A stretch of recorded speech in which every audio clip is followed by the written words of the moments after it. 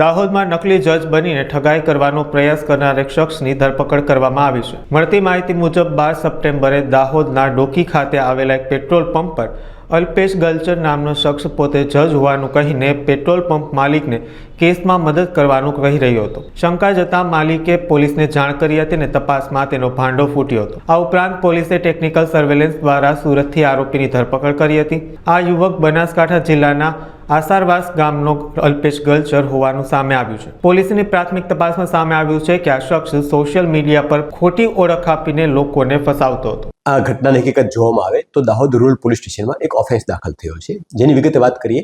તો વ્યક્તિ કે જેનું નામ અલ્પેશભાઈ ખેંગારભાઈ ગલચર કે જેઓ અસારાવાસ ગામ કે જે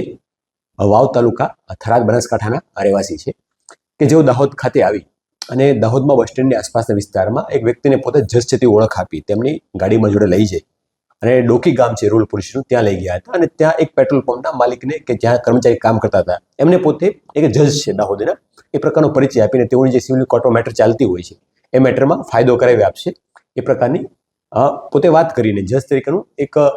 ખોટી ઓળખ આપીને સરકારી જાહેર સેવકની ખોટી ઓળખ આપીને કોઈ લાભ મેળવવાની ઈરાદે એક ગુનાહિત કૃત્ય કર્યું હતું। આ અંગેની માહિતી પોલીસના ધ્યાને આવતા